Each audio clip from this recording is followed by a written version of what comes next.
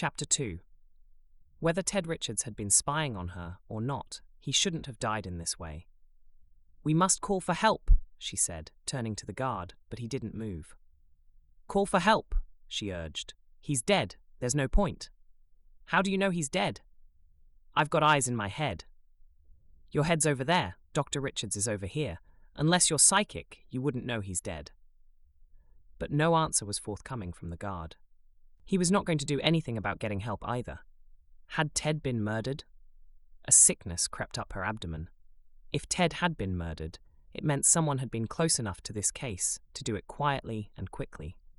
Close enough to know her routine. Eleanor forced herself to look at Ted's face properly. His eyes were half open in the way VF victims often were when they slipped away, but there was something off about the set of his jaw. Too slack, too sudden. A VF patient, especially one as stubborn as Ted, almost always fought for breath at the end. She crouched slightly, hands hovering but not touching. No foam, no secretions, no posturing. No sign he'd even tried to move. Death had been instant, or orchestrated. Either possibility made her throat ache. Eleanor stood in an agony of indecision until the guard spoke again. "You need to see to your patient, the General. I have to take you to your usual workplace shortly." Attempting to put Ted out of her mind, she took the long way around the desk to get to the bed. At the least, she could make sure not to disturb the scene so the authorities could properly investigate the cause of death. General Hawthorne was indeed the same as when she'd last seen him. She checked everything was as it should be, and there was nothing more she could do for him, at least for now. The guard approached and started to shove her towards the door.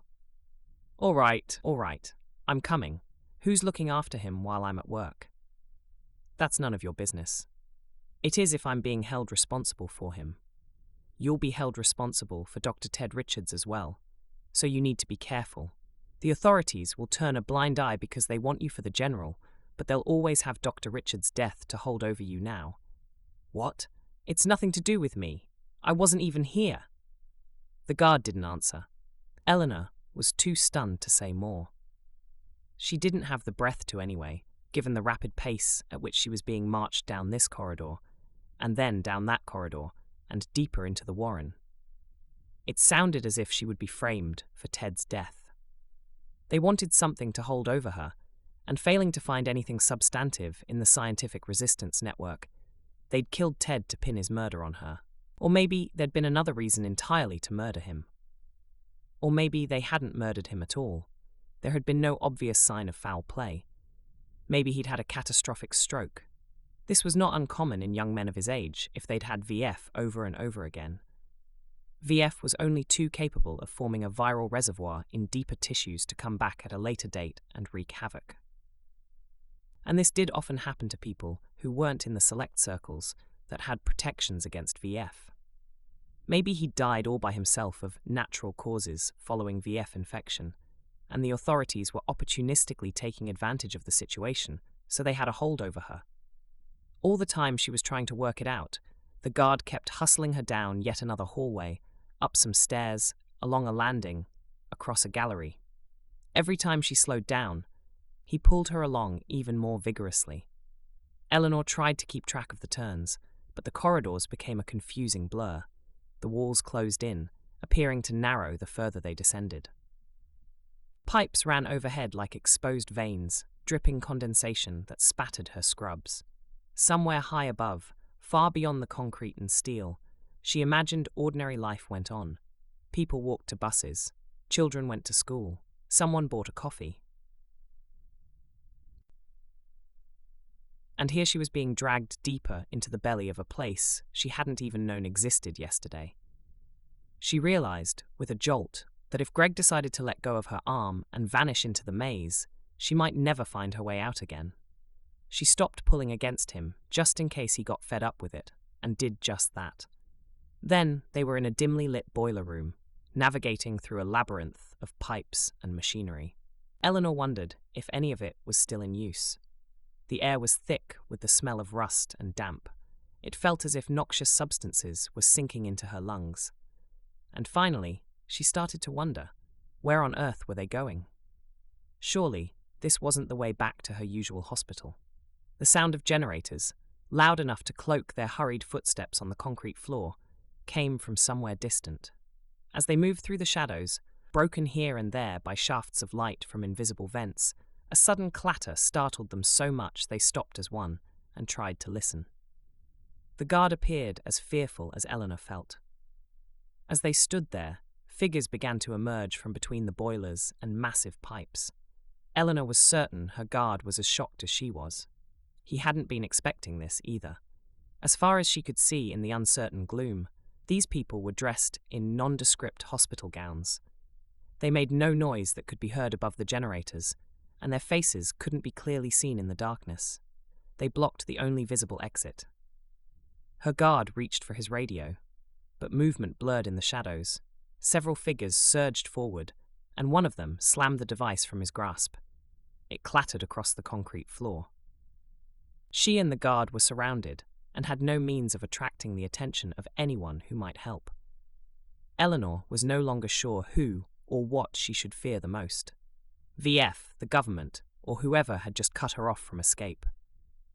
Eleanor's guard, who gave every appearance of not expecting an ambush in a derelict boiler room, immediately moved to shield her from harm.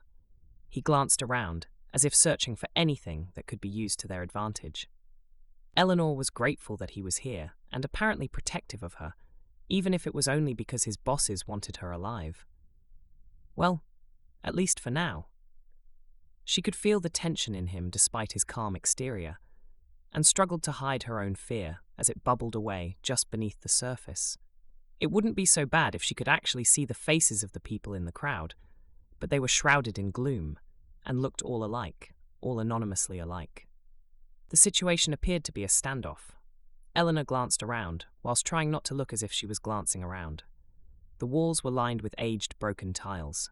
The ceiling was lost in shadows, the only light feebly emitting from a single, filthy bulb hanging down among the dangling wires and thick cobwebs. The floor was concrete, uneven, and littered with old, rusted, unidentifiable debris. Dominating everything were the old boilers, cold and silent. Fear, desperation, disbelief simmered, making it hard for Eleanor to breathe. What did these people want? She tried to look more carefully at the crowd of people surrounding them. They were so quiet and unmoving. An occasional glint of light reflected off eyes. Were they all patients from some underground ward? They all wore the same kind of gown in varying degrees of filth. It was as if everyone waited to see if something was going to happen before anyone made a move. Was Eleanor about to produce a machine gun and raze them all to the ground? Or was the guard about to detonate a hand grenade? And then something did happen, or rather, someone. Unhurriedly, one of crowd, wearing jeans and sweatshirt, moved forward and faced the guard.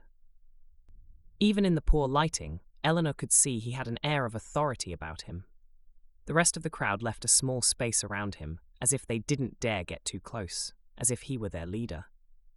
Eleanor tensed, wondering what her guard might do, although there were no weapons that she could see on anyone. There was a long moment of silence and stillness before the leader said in a low voice, "Is this her, Greg? Is this the doctor you said you'd bring us?" Greg?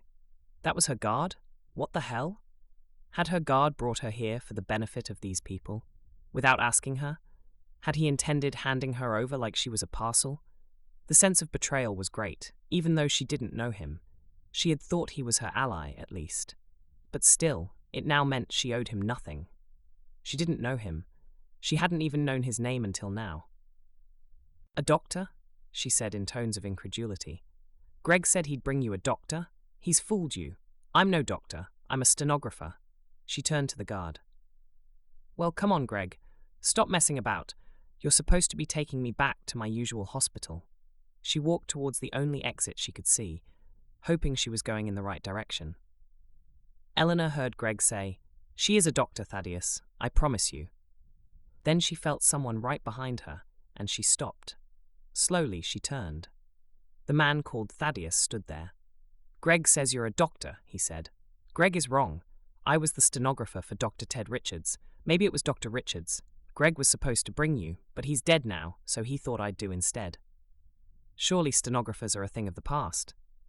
They used to be. For a couple of decades, consultants dictated their reports and clinic letters into recorders and then had it transcribed. But when VF came along and the government wanted to pretend it didn't, they did away with any method that involved independent equipment and went back to using humans such as me. Where are your notes? Back in General Hawthorne's room, of course. She is the doc, Thaddeus. She is. Even if she is, but she refuses to help, then she's no use to us. Thaddeus said, turning away, shoulders slumping. Slowly, he walked back through the crowd, heading for the exit. His followers turned away from Eleanor and Greg too, and the space began to clear. Eleanor stood watching them leave, fighting with herself. No, Nell. Don't give in to it. But curiosity got the better of her, even as, "Don't forget! Curiosity killed the cat, Nell," rang in her head in her father's voice, and she hurried after Thaddeus. The crowd parted to let her through until she was level with him. Lightly, she touched his arm to get him to look at her, but instead of the defeated look she'd expected to see, he was laughing. Laughing. She stepped back, glancing around uncertainly. "What's going on?" "It's nothing to worry about," Thaddeus said. "I'm just glad that you really are a doctor. Doctors, good ones, are always curious about everything. Don't tell me you don't know of patients whose doctors were not curious enough to find out why some symptoms were inexplicable and simply dismissed as your age, or nothing to worry about, etc., which then turned into something very much to worry about. What if I hadn't come after you? Then you would have been no good to me because you wouldn't have had the curiosity necessary for this job. Come and see it. Come and see the job." This time, there was no question. Eleanor was happy to go with him. She looked around to see that Greg was with them too. "What about my day shift? There's just enough time for you to see this and then get to your usual work." They hurried down more corridors until an area so big, Eleanor couldn't see the end of it opened up before them. Every direction she looked in, all she could see were beds with people lying on them. Mattresses covered most of the floor, all of them occupied. Narrow paths had been kept clear between them. There didn't appear to be the usual medical equipment and paraphernalia around them. They slowed right down and wended their way through the masses of patients. Eleanor tried to take it in, but there were so many people and they all looked seriously ill. Most of them were lying immobile. Only a few people were on their feet, and they seemed to be trying to get patients to drink water. "Thaddeus, although there appears to be not much by way of medical equipment and resources, I note the air filtration units. Good move."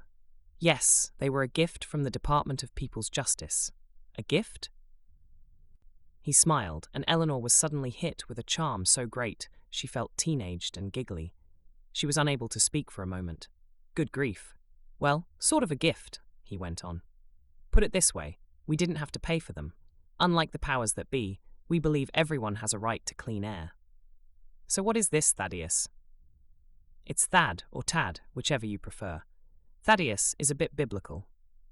This is where people end up when they've been abandoned by the government and by their friends and families because they are sick.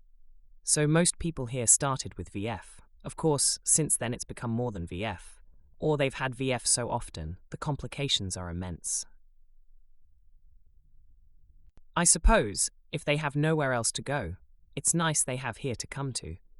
But then what happens to them? And what do you want of me?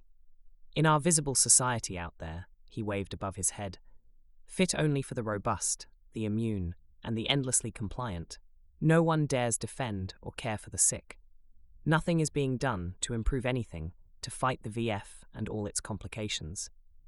But, in our invisible society down here, we're trying to do something about it. What are you trying to do? We have rebels, medics, mavericks of all kinds.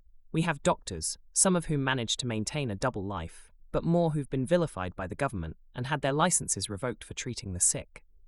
We have scientists searching for a vaccine, a cure, anything to stem the tide of VF.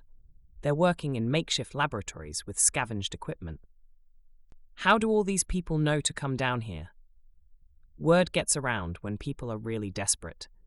They come here because they have nowhere else to go.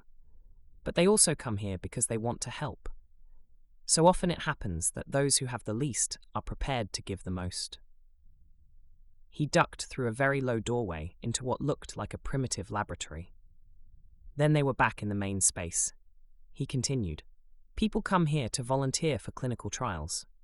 They help nurse each other. A crowd of them set up hydroponic gardens down here, bathed in artificial light, not just for food, but also for medicinal flora, some of which can offer a semblance of relief. They'd covered a lot of ground, and Eleanor had no idea where they were in this underground civilization. But she was impressed with the quiet way everyone went about their business, as if they all knew exactly what they were doing. So, what did they need her for? And what made them think they could trust her? Why would she not go straight off and inform the authorities of all this activity down here? And how come it hadn't been cleared out by the Grimms?